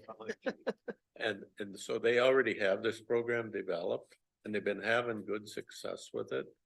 In my mind, it kind of mimics what Terry has been doing. Yeah. his Evening reporting center, some community coaching, seems to have gained some traction with them and we'd like to see that through. So they've given you a report on what's going Yeah, on in that? Yeah, Okay. and they've come back and secured people to make that program work. Okay, thank you. We just couldn't get anybody to apply for the job going through the university for 4-H through there. And so it's just kind of taking the money and changing it over to the. I was just curious. Yeah. Questioning why it was, I don't know a lot about that. Any more questions? Not, all in favor, say aye. Right. Opposed? I oppose.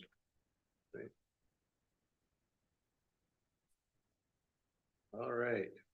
We'll move on to the strategic plan, Mr. Chair, members of the board, in October, I was contacted by Don Hickman, who said that the Initiative Foundation had $10,000 that they were willing to award to Pine County for some county board strategic planning. And it did require a match.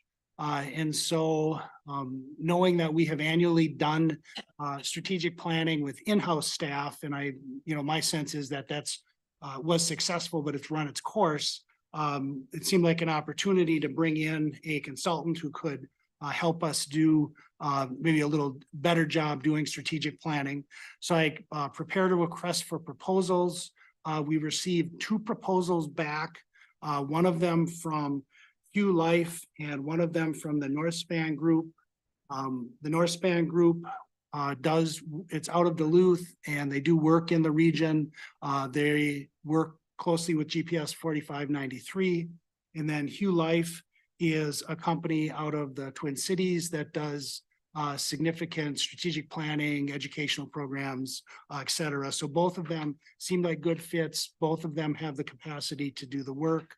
Leslie and I did video interviews with both of the firms over the last several days. And I think Hugh Life rose to the top. They've done Stearns County and Wright County. And I talked to both of those county administrators who thought that they did good work, that they were able to navigate some potentially challenging personality issues in those counties with great professionalism and skill. And then I also did check references for North Span. They did the plan for the Chisago County HRA. So I talked to the executive director there, and she was very complimentary of what they did. And her comment was that they continue to use the plan, which is a good testament. But after all of that, my suggestion would be to go with Hugh Life as the consultant. They would do pre-work. They would meet with all of you. They would meet with senior staff, and then they would do 2 days of workshops. And in talking to one of the county administrators, I'm concerned that at some point you lose interest as the day goes on. He paid them high compliments for keeping energy and excitement and interest, which I know is important. Thoughts? well, I think Hugh Life is I think it's something that we need to do is, first of all, strategic planning is, I believe, imperative to keeping an organization moving forward. And these are both reputable firms. I think Hugh Life is probably who we should pick. You need a motion to go with Hugh I Life? do. I will make a motion to go with Hugh Life for strategic planning. Then you wanna, I'd second. I have a question on that if I can. Yeah, go ahead, JJ. Was that so Dave, was it a bid that you actually put out with your proposal, your RFP? yeah, it was a request for proposals. It was not a bid. Oh. Okay, because I was just curious, because you actually put in there the amount of money to be spent, and that's where I guess I question. Usually when you go to get services or something, you don't ever say, maybe you hire a roofer, gee, I need a roof. Yeah. All I have is 20,000 to spend, what can you do it for? That's and where I I- got confused. I hadn't seen that before, and And I think with professional services, it's sometimes a little different because we know how much money we have to spend. And if we don't share that, we might get proposals that are $100,000 or $80,000 or $5,000. And so Oh. then it's really hard to compare those proposals. Because they're not in essence bidding on the same thing. So if we had and when you do a regular bid, you have a very defined scope of work. You know, you need this much gravel, this much asphalt, this much clearing and grubbing, this much 8-inch pipe, whatever your project is. This is a way to get them all to say, how much service can we get for the amount of money that we're willing to commit? When you had sent to 4 people and we only heard back from 2, and part of that might have been, you know, who was willing to do it for the 20,000 too. It's hard to say. Well, And they I- have to have an idea. It's and- nice that we don't want to get billed more, right? This is Right. what we're gonna spend. What can you do for us for this amount? Right. And I mean, so I did send it out to 4. One of them responded that they just, at this moment in time, cannot do a proposal. And then I didn't hear back from the other one, but I heard from other people who know the other one, and they said that that person was extremely busy right now. So that's, I mean, we only got 2, but I think those 2 were very well qualified. Did you get a second down there? Yeah. Right here, okay. Got a motion by Lovegren, second by Moore. Any other questions? Concerns? If not, all in favor, say aye. Right. Opposed? Okay, And I did validate dates with all of them. And so if we're able to set a date, I know some folks leave for the winter, and so if January 9th and 10th were available, those dates worked for the consultant. And that's a Tuesday and a Wednesday. works for me. Far out, it's next year. Because The calendar doesn't flick over. both of them said they had some conflicts on those days, but if they knew this far in advance, they could rearrange their schedules. So if those sound like okay dates, We can make it work. thank you. Make it work. All right. We'll move on to some updates. NACO. Telecom. There was a lot of talk about what they're doing to help broadband to work in their areas or in their counties. And one of the counties did a really good presentation about how they brought the communities together to talk about, and they're kind of beyond where we are. We don't have broadband in a lot of our places yet, but what they're doing is working to bring in the communities to show them how to utilize it. Because we have a lot of people, you know, they've never had access to it, so they don't know how to use it once they get it. And that might be something that we'll want to look at in the future, but yeah. So in the 988 crisis suicide hotline, they're still working on getting it to where the call needs to go. So like if I have a Texas phone number and I call 988, it's likely going to go to Texas when I am in Hinkley. So they're still trying to get that fixed out so that it goes more by location. But that's something that they're still working on. That's something that lady talked about the other night at Right. Pine Tech. So it said there is a bill in the House to get the system fixed. So far, it's only working. So far, it's only working with. I don't know what I had that down as, but yeah, so there is a bill in the House to get that fixed so that it will go further.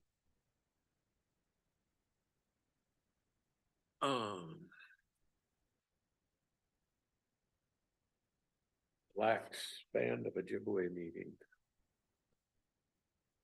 Was that Terry? It was a good, for me, it was exciting to hear what's happening in Hinkley, that they're finally going to be able to move. We're going to, we can say it publicly now, get a daycare. The building that houses Antiques America, Antiques America has been asked to move to the hotel and they decided not to take up on that. I've talked to some of the vendors since then, and they are excited about that opportunity and they're going to look into moving and doing something at the hotel, but they need to get that remodeled so they can do that. And they're a little late in the process. The renters that had that building did not communicate with their vendors that they needed to be out, that they were going to be evicted, or the doors were going to be locked. So now so the vendors had no idea the day before they needed to be gone, that they needed to be gone. So there'll be a lot of working with Mille Lacs Band, which is corporate ventures, which is really good because they're so good to work with and they're willing to work with the people. So we're going to get that done. We'll have a daycare. We're going to have a business incubator. There's going to be a coffee shop that I really hope has smoothies. So there's going to be some things coming, and it's positive things. If they can help get more businesses going and get that incubator going, it's going to be a good thing for our county. If you wanted to add. No, I think it's, you know, this business incubator idea is something that started a few years ago. And it's, something I know Mille Lacs Band has worked on for a long time. And we're excited for them to go down this, travel down this road. We're happy they're doing it in Pine County. Hopefully, nothing but good will come out of it, because the whole idea is that a business could launch itself there in some space and grow and say, we need more space, and move down the road a quarter mile or half a mile or whatever, and stay in the area and grow that business. So, Or even if it's somebody that just does income taxes and they do them for a couple months a year or whatever, Yeah. they can rent a spot for a really reasonable price and just do them in that building. And so, you know, it's just going to be a really good win for the county. Arrowhead counties, anybody get there? I didn't make it, but, Barb keeps me in the loop. So the main thing they covered with the Arrowhead legislative priorities that we can rank them how we want to, because we're a member of that, but I think we ranked with District 1 already, all of us there, most of us, but Yep. So that's pretty much what was the biggest business that was covered there, but I did not make the meeting. How about Rural Action Caucus? I didn't make it back in time for that one. Lower St. Croix Watershed Partnership. I went, but I don't think they knew I went, because I had a really bad connection because it was remote. And I think they were working on our around the south end of the lake at the time, so our regular Wi-Fi thing went haywire, and it just wasn't working. I was able to catch some of the reports that they were doing, but every time I went to ask a question, I froze. So anyway, that happens with technology.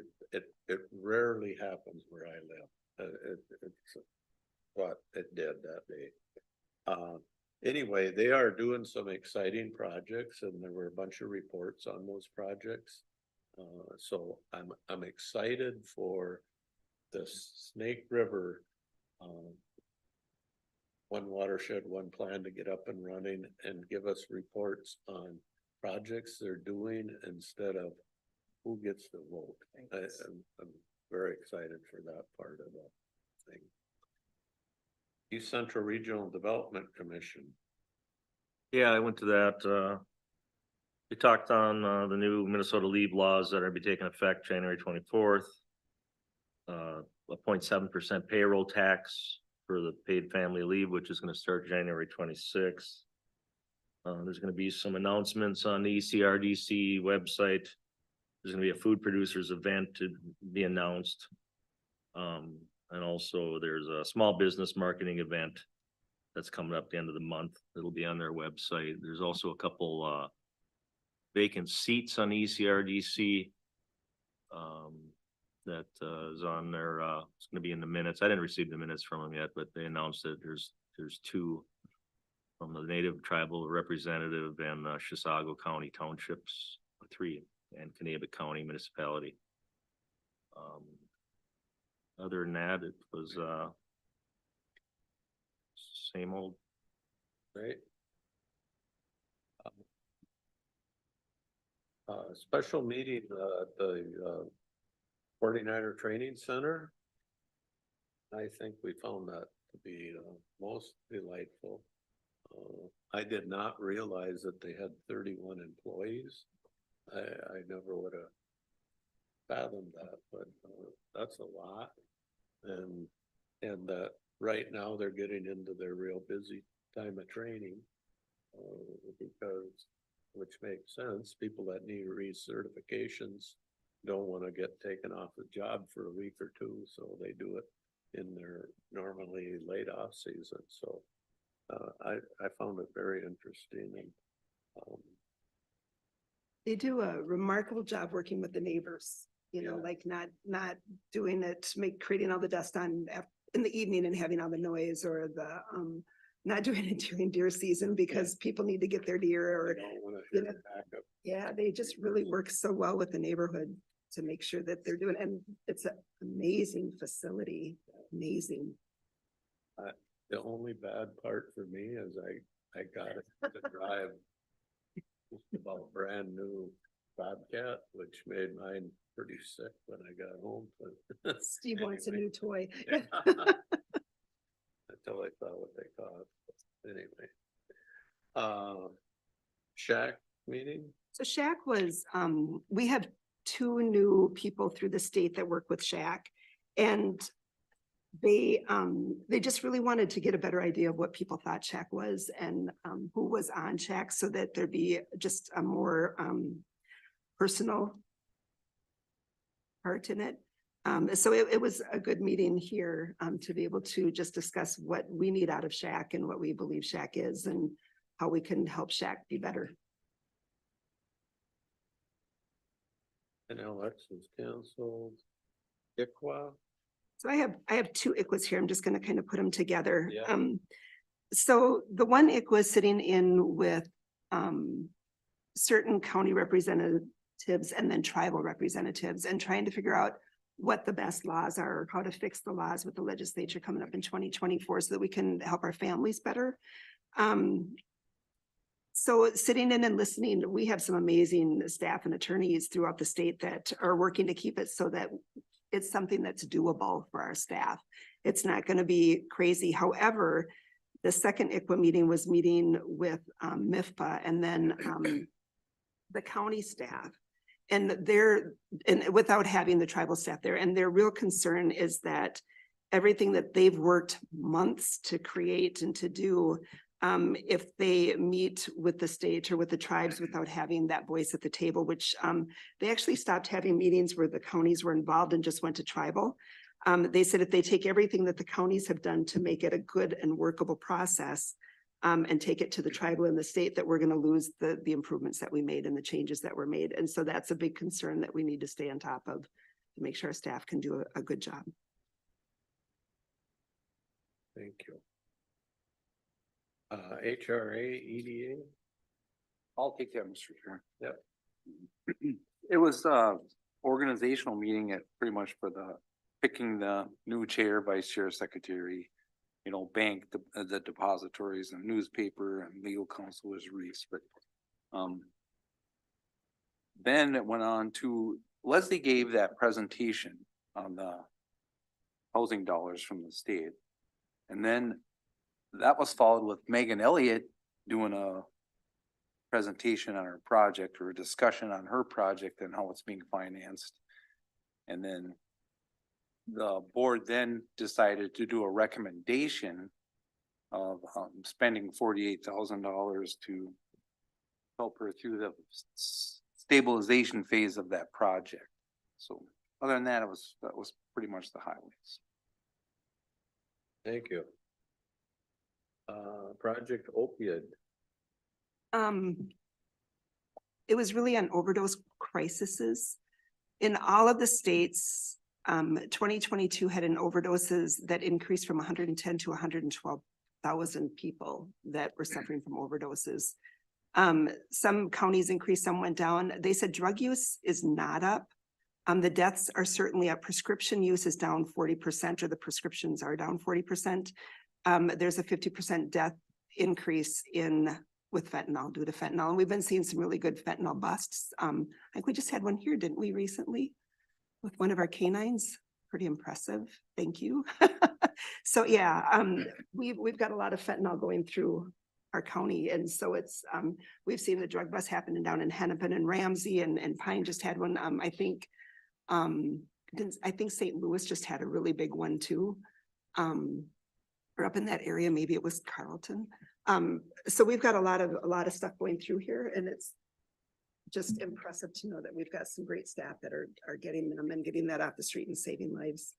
Yeah, how are we had this huge spike in deaths, of overdoses in the late winter. How is that? It definitely slowed down from then.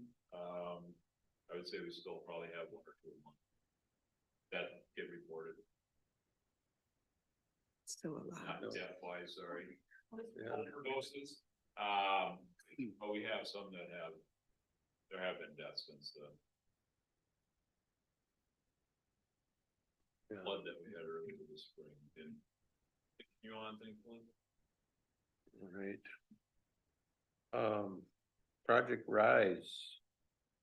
We were talking about truancy. There was a truancy grant that was hoping to get submitted, but it did not get submitted. So that's gonna hold possibly some things back. Remember a while ago, we had Cheryl Berkey that worked for the schools, and she would go out with truancy and she'd go take kids out of their home and take them back to school. It was hopeful that that grant would bring somebody like Cheryl back so that we could get that again, because truancy is on the rise.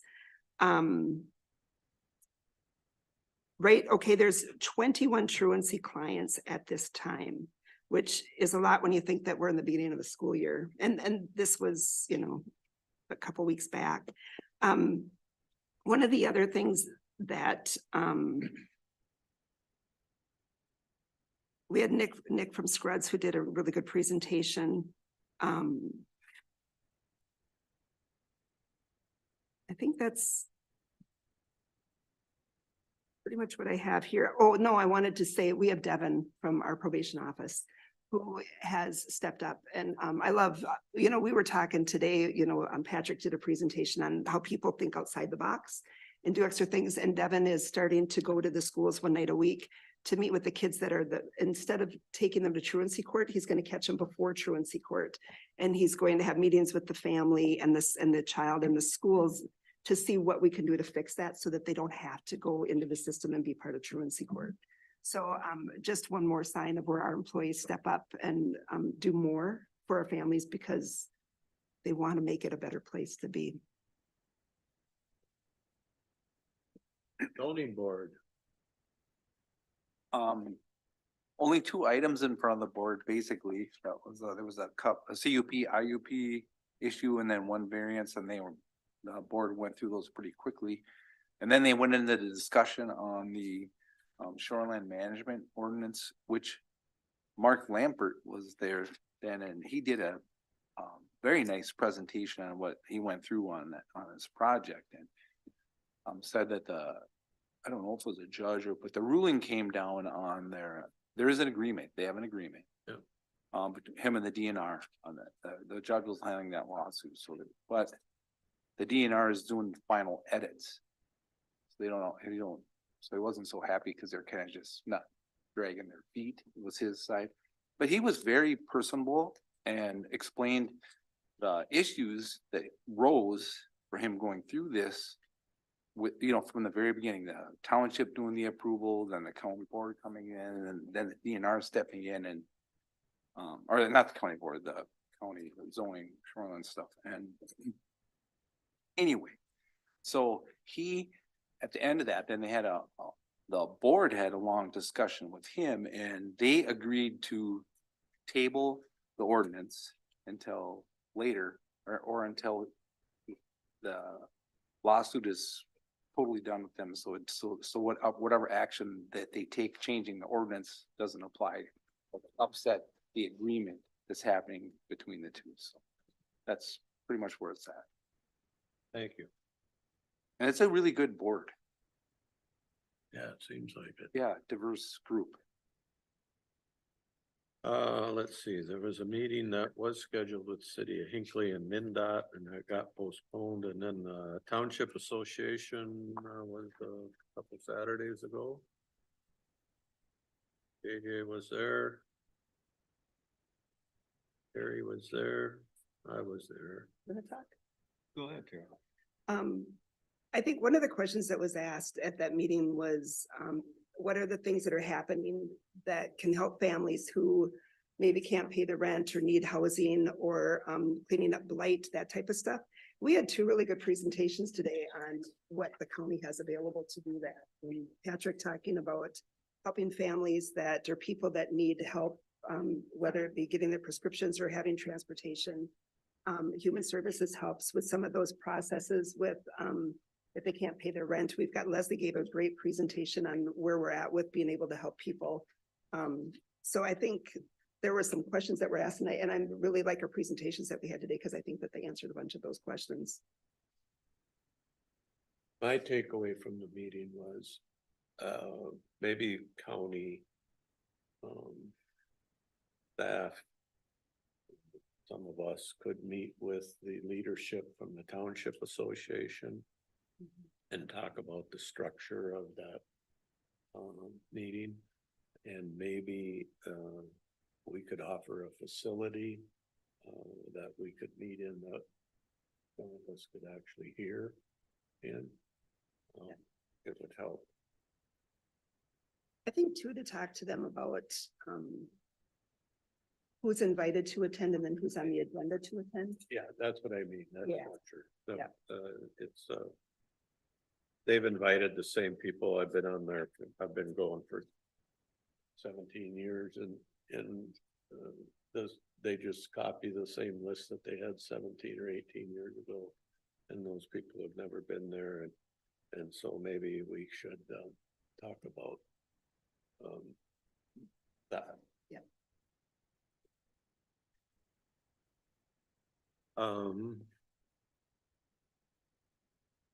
We have a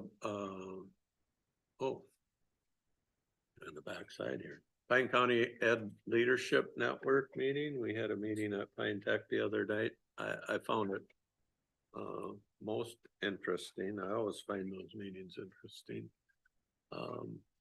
But the interesting thing that my takeaway was is when Joe explained the part about the people, people are getting really good jobs when they come out of a program like cybersecurity or welding.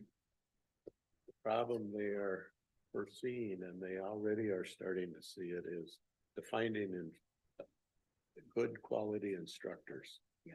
Because the state pay system, when you think about it, a person goes out of that cybersecurity program and is making really good money, they would have to take a tremendous pay cut.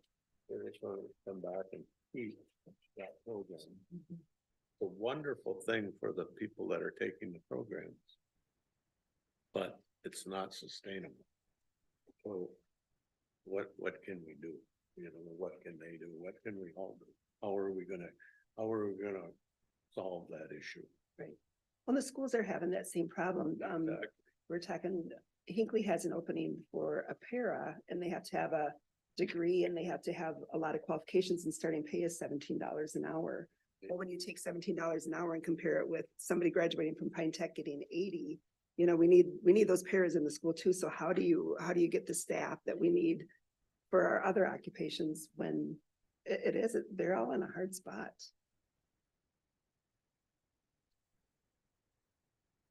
And probation, county attorney and rep vice meeting. It was a great meeting to hear Terry to be able to talk about the things that Pine County has done and what they're doing, and Representative Weiss for her desire to learn more and to figure out, how many times did she say, how much do you need? I'll write a check. I thought, ooh, ouch. But just her desire to help the counties improve what they're doing. It was a very good meeting. And it was really focused a lot on restorative justice. Yes. Those programs. The outside the box programs we're doing, that's a good thing. Any other? I have another. Pine County has been asked to partake in a it's called an intergovernment. It's the Department of Youth and Families, and they're doing a pathway for family and children to succeed.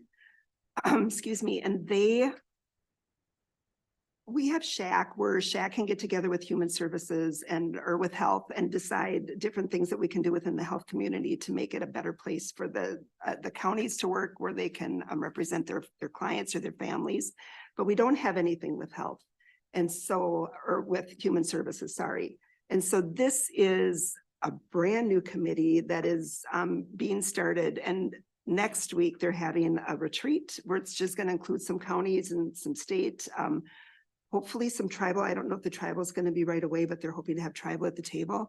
So we had a pre-retreat briefing just to talk about what the goals are, what our hopes are, how we can work together.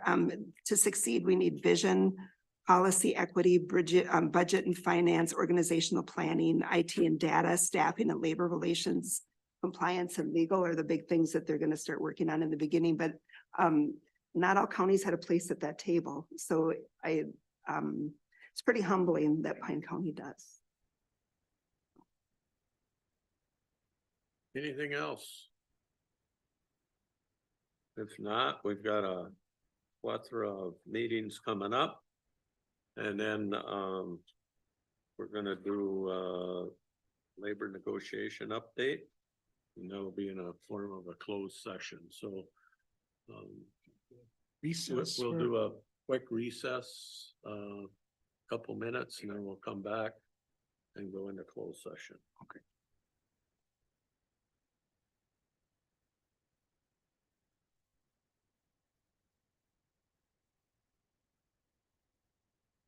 Maybe do these. Kelly, are you taking off? No. So I have a question. Yeah, I have an answer. I know, but you know, we have the new units being built in the county or whatever. Then building units? Yeah, one, two, Housing three, yeah, units, they're, yeah. yeah, housing units. So how many of them are cabins that aren't really a house and somebody living here? Is there a way to cut, how do you know what I mean? Is it the number, is it real? Okay, And I can just put the property tax classification on the report that shows is so residential. she or has that, seasonal. okay. She might, but I don't remember how I ran it. But I Okay. can look. Cause I'm wondering, it doesn't, Yeah. it might not be, nothing to do with Yeah. new people moving in. Right, I think it's probably better than 75% owner occupied, I would guess. Oh, cool. Yeah, that's what just off the top of your head, that's all I was wondering. I'm not asking you to do any work, but yeah, I just thought you'd kind of know if people saying I'm coming up here, Yeah. whatever. Yeah, it's amazing the baby boomers that are coming up and buying. I don't understand. Nice. I don't know. $450,000 house on the lake, tear it down. And then build something new. Yeah, just the taxes alone Right. are jaw dropping, right? Okay, thank you. Sorry to stop you.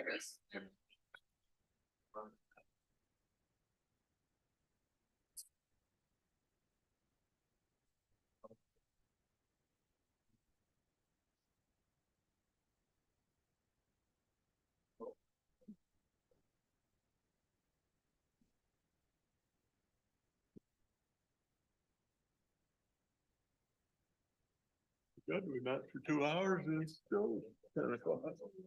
There you go.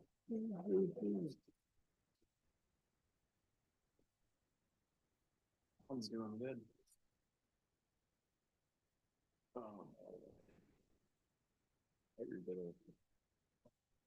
Always a hockey practice. Oh, Jesus. When did you get done? Last night was like 9 3/4. Oh, you've been sleeping. I couldn't sleep when I'm there. I can play it late.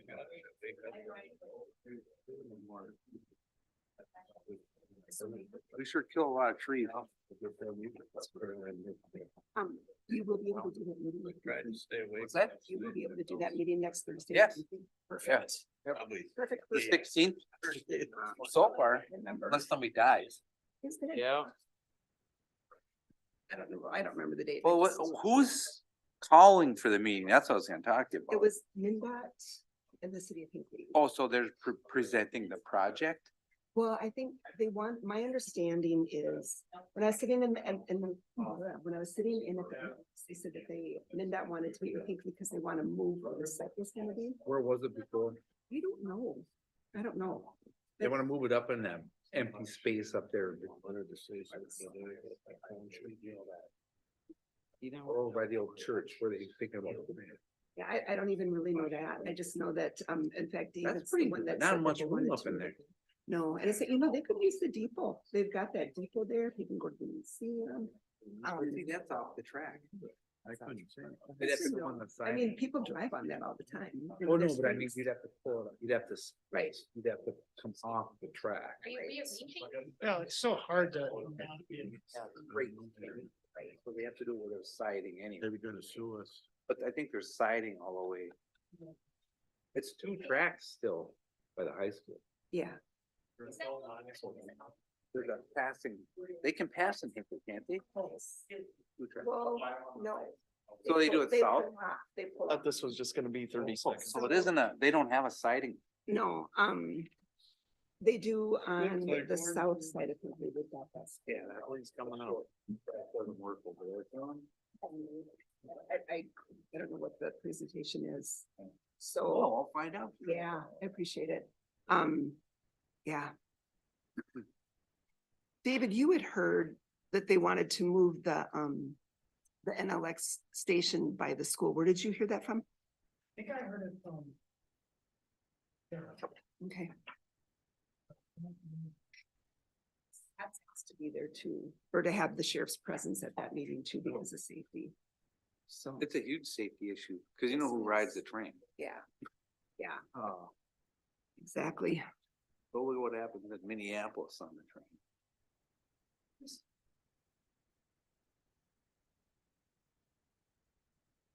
Whenever we're ready. JJ just walked out. There's the. If you wanna close the meeting, I'll go ahead. Who's gonna read that? Not the door shut. Well, we gotta wait for JJ to What? get back. Oh, What? You have your recorder? Where'd he go? Phone ring. Who's missing? JJ. We still got 8 minutes before the meeting do starts. you know who the lady is?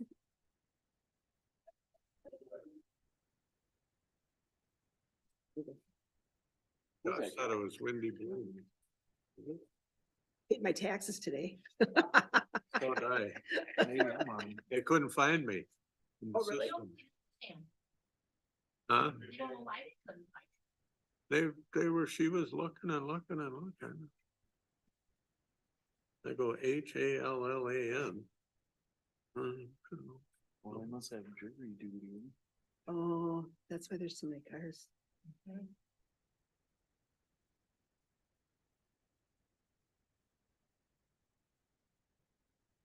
They must be getting lunch. We don't.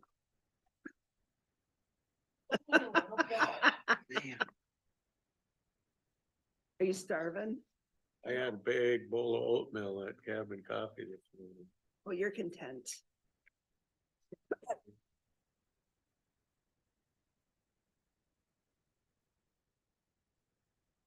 Where'd JJ?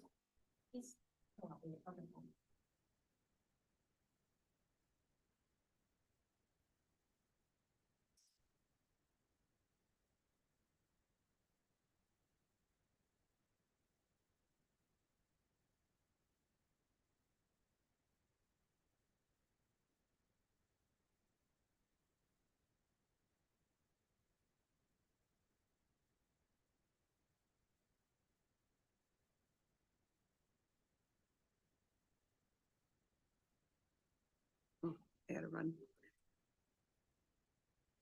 Oh, dear.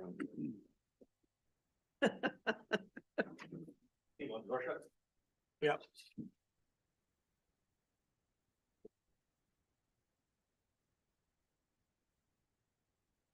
You gonna read that?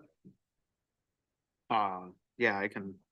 I move to close the meeting as provided by Minnesota statute 13D.03 to consider strategy for labor negotiations, including negotiation strategies and development, discussion and reviews of labor negotiation proposals pursuant to Minnesota State Statute 179A.01 to 179A.25.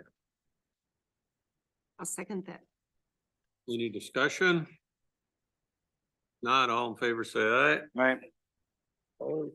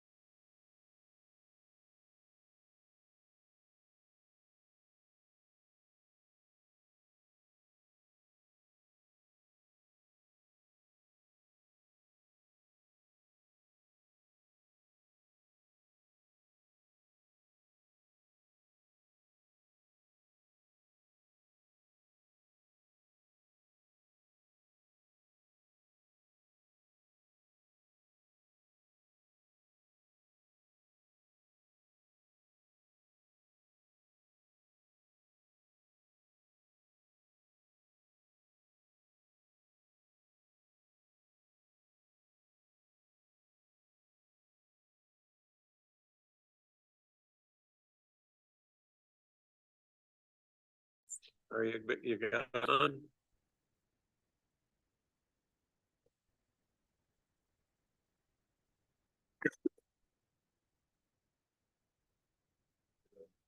Okay, we're back in open session and we had an update on negotiations and I believe we're ready to ratify some contracts. So, Mr. Chair, I can review those Yep. contracts. Yep. So we have tentative agreements that for 2 years that have been ratified with the following 3 units, the courthouse unit, the deputies unit, and the highway maintenance unit. And we have a 3-year agreement that has been ratified by the social services supervisors. So those would be the 4 collective bargaining agreements that could be approved today. So we're looking for a motion. I'll move a motion to I'll second. push all 4 of them.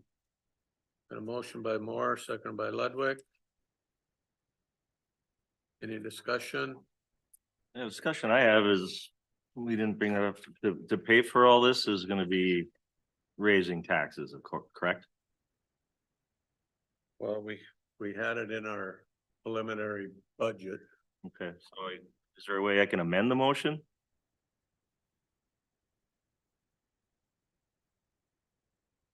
You can make a motion to amend a motion, yes. Yeah, that we sell forfeited land to offset the costs of these labor increases. Of the $23 million the county has in forfeited land holdings.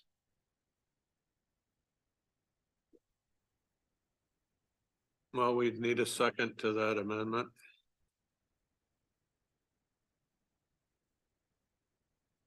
We have a second to the amendment.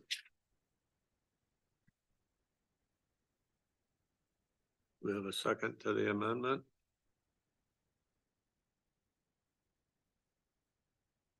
Do we have a second to the amendment?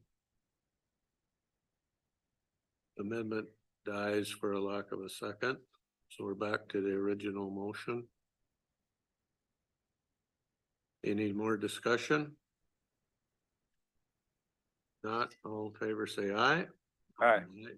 Opposed? Opposed. All right, motion passes.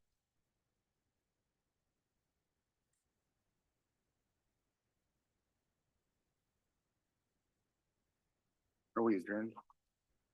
Any other business come for the board? If not,